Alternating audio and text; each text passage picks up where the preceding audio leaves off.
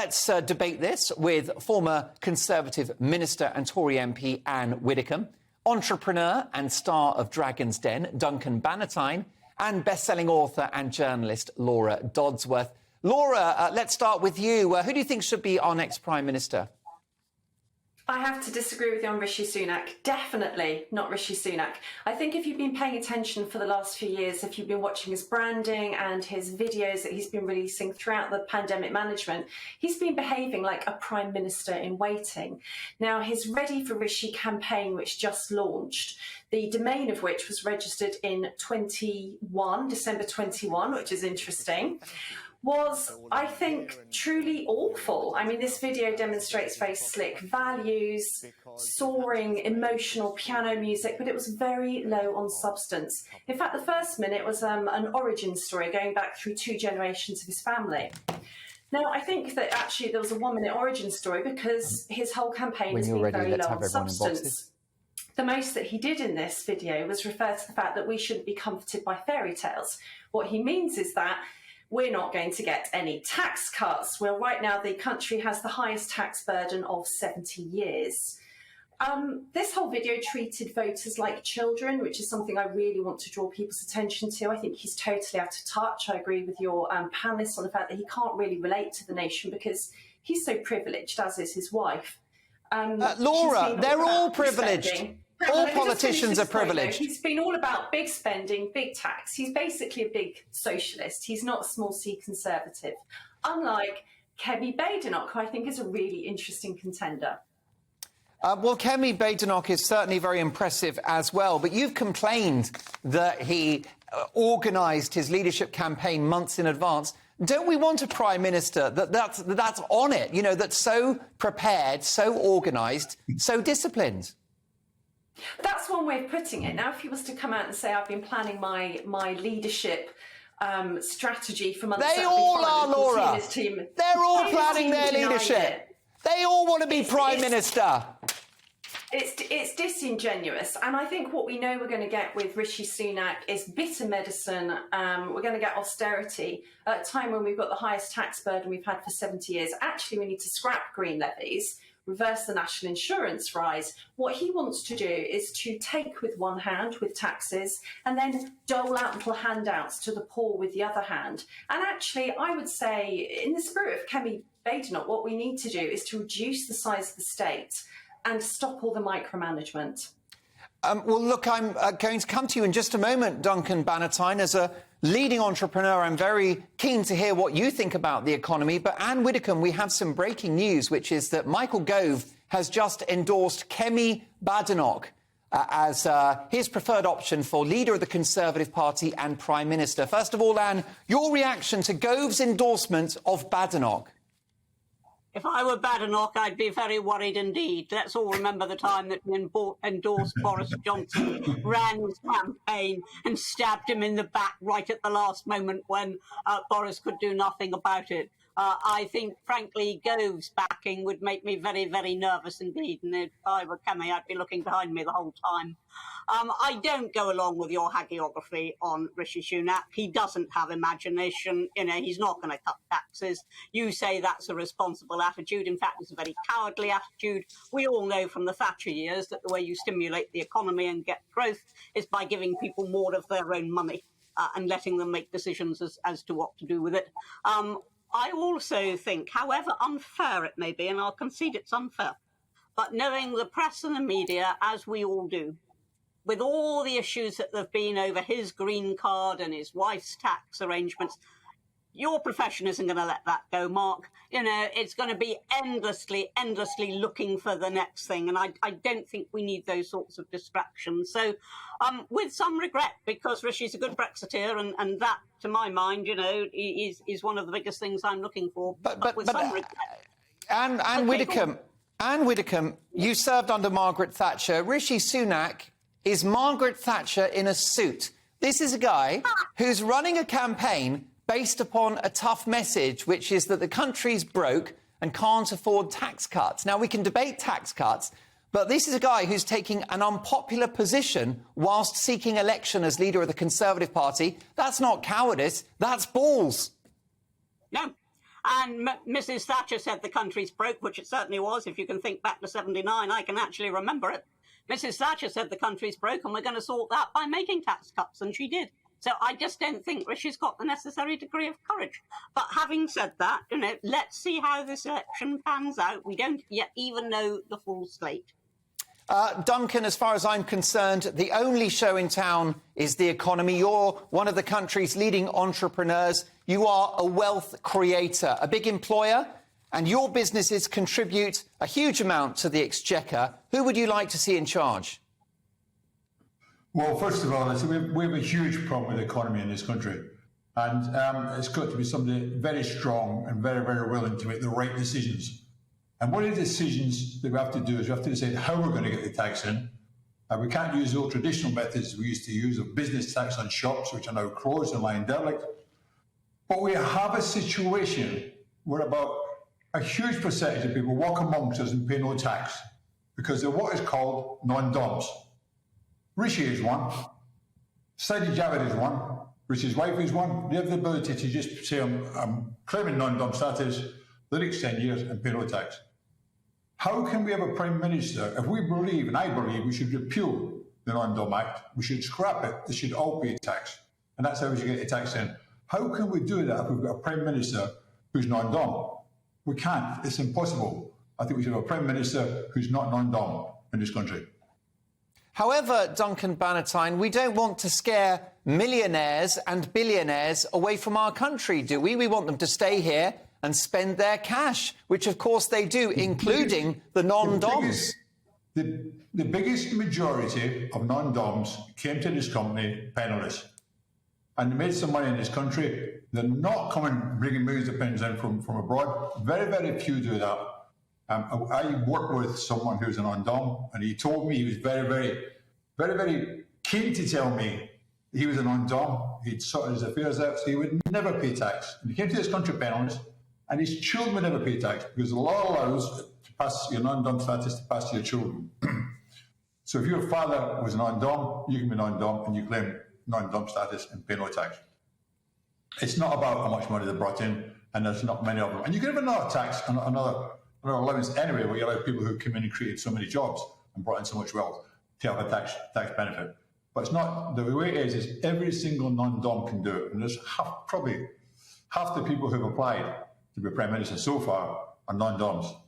I mean, I think, I'm torn between Tom Tugendhat and Grant Sharp because I did want it. I'm really, really unhappy that Ben Wallace didn't apply because I think he would have been a great Prime Minister. We need someone with a lot of discipline and sort of this stupid drinking culture they have in the House of Commons, for example. So I'm torn between Tom Tugendhat and Grant Sharp as Prime Minister. And what policies would you like to see them announce in relation to the economy? How can they help you and your businesses, your staff and your customers, Duncan? Well, I think they can help businesses and help the cost of living crisis by reducing VAT from 20% to 17.5%. I think that'd be a big help. And we've closed 4 clubs since before the pandemic out of 80. So that's a percentage of it's 200 jobs we lost, 200 people who are not employed anymore. And that would be a good help in not closing more clubs. A lot of clubs closed. So that's one of the best policies, and also scrapping the non-dom law. Yeah, And and you've mentioned Tugendhat, you mentioned discipline, of course, somebody that served in the military, a brave man, a man of integrity. What about Grant Shapps? Why has he caught your eye? I mean, obviously he's handled the battle with the RMT rail union with some grace, hasn't he? Yeah, and I've listened to him talking over the last few days since he threw his hat in the ring, and I've just been very impressed with what he's saying. He's answering questions straight and very sensibly. I find Tom Tugendhat a little bit weak on that because he answers the question by saying, well, I fought for my country, so I'll fight for this. That's not really what he should be saying. He should be telling us what he's going to fight for, how he's going to fight. Anne, you're not having Shapps and you're not having Tugendhat. Certainly not Tugendhat. He was a rabid Remainer. I don't just mean somebody who voted Remain and then said, OK, so be it. But I mean a really, really rabid Remainer. And I think that is the last thing we need. We don't need to reopen that old sore. We need to go ahead now on the basis that not only we've got Brexit, but we're glad of it. So I set enormous store by that. Tugendhat hasn't got the experience, to heavens above. We're up against people who've got years of ministerial experience, and he just doesn't have any, and it's too early.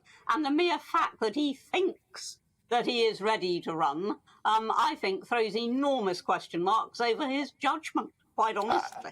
Grant Shapps is a canny operator, isn't he, Anne? Grant Shapps got in hot water about a year before Theresa May fell, saying she should go. At the time, he was pilloried, but he was on the right side of history. Oh, well, you'll probably say that about all those who said that Boris should go.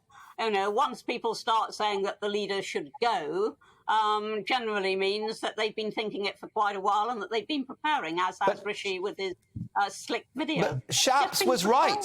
Shapps was right. Why wasn't he getting on running the Exchequer instead of making slick videos? Well, he was very busy, Anne. He rolled out the furlough scheme, although I think lockdowns were a mistake. If you're going to keep people in their homes, furlough was a very successful policy, brilliantly executed in a matter of weeks. Well, you would think that furlough was the sole invention of Rishi Sunak, and it wasn't. I mean, furlough was what the cabinet decided to do when they knew they were going to have to tell people they couldn't go to work. Come on, wake up, Mark. Where have you been? Anne, I'm going to... Let me tell you, I'm always awake when you're on the show, Anne, and I'm keen to hear more. In fact, your nomination, if you're willing to share that at this stage. But first, let's go back to Laura Dodsworth. Laura, you're not having Rishi Sunak. Is there anybody you consider to be a satisfactory candidate? Something I found disappointing, actually, in among all the contenders, is you can't put a piece of paper between a lot of them. I actually think what we need so badly is a sense of vision for the future. We need a long-term vision. I think the country is a mess at the moment, and I don't think people realise how bad the winter's going to be. Right now, in the midst of summer, it's easy to forget that probably tens of thousands of people are going to be in fuel poverty this winter. That's elderly people who'll be sheltering under blankets and die of cold. This is no exaggeration. It happens every winter, and this winter will be a lot worse. At the moment, the amount of people are paying at fuel pumps, national insurance, VAT, all the tax increases disproportionately hit the poor and the middle class. So we're in a mess, but we have to look beyond. I think that out of all of the contenders, the only one who I feel has a sense of vision was, surprisingly for me, Kemi Badenoch. She ran a very good op-ed in the Times. I think it was intelligent, but also she's had quite a lot of courage to confront issues head on. Now, you referred to Rishi Sunak having balls before. I have to disagree. I think he comes across like a petulant child when he's answering difficult questions from the press, which he's going to have to get used to if he wants to be PM. But also, he's one of these politicians who hasn't been able to say what a woman is. He doesn't want to get caught up in the culture wars and identity politics. I think Kemi Badenoch's quite exciting. I think she's a bit of a gamble, but, Boris Johnson was a gamble. I think she's a gamble who would pay off better. So she would be my contender. However, I have to say that I'm not a member of the party, and so I don't get to vote. No, although she did vote for vaccine mandates for healthcare workers, didn't she? She did. In the Commons. But they all did. They all voted for vaccine passports, apart from Tom Tugendhat. Look, none of these contenders have got unblemished voting records. I think they've all been really weak on vaccine passports, and frankly, this country only just swerved a totally dystopic, totalitarian nightmare. I would love her to say more about that. Even if she was to be honest and say, look, I didn't vote against, I didn't abstain because I'm in government, I'd like her to say something to assure us that that hideous monstrosity isn't going to rear its head again. But I think she has a vision for the future, and that's what I think is exciting. Anne Widdecombe, could Kemi Badenoch be the surprise candidate in the way that Margaret Thatcher was in 1975? Well, it's possible. I'm not prepared yet to pin my colours to any particular mast.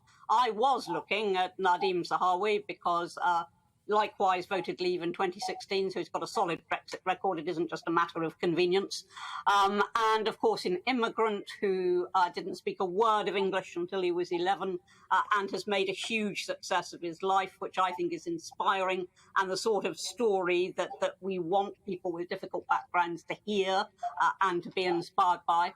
So I was looking at Nadim Sadawi. I now gather there are questions. I don't know how well-founded they are, but there are questions now, according to one newspaper, at any rate, over his tax affairs. I mean, you just can't get away from it. As soon as you get somebody that you think is good, there's some question mark is raised. Whether we will get through this and have any candidate without a question mark against his or her name, I don't know, but I wouldn't bet on it at this stage. In that case, parachute Anne Widdecombe into a safe seat. Anne for PM. And I promise you, Anne, I will eat my words. I will destroy every copy of my Big Opinion monologue and I will say Anne Widdecombe for PM, the best Prime Minister we never had. And I don't say that in jest, by the way. A deeply principled and talented individual you are, Anne. What a treat to have you on the show. Final thoughts from Duncan Bannatyne. How important are the next couple of years in terms of government policy, in terms of the new Prime Minister in the world of business? They're phenomenally important. We have a situation where we can't even pay the interest on the money we've borrowed because of Rishi's ridiculous furlough scheme, where he allowed people to actually go on furlough and have another job, and the money that he loaned to companies which never came back. We're in billions and billions of pounds worth of debt that was unnecessary. So it's very important that we start paying down that debt, but also not increasing taxes for the working man. And so we need somebody to come in very quickly and spend the next 2 years really sorting the country out.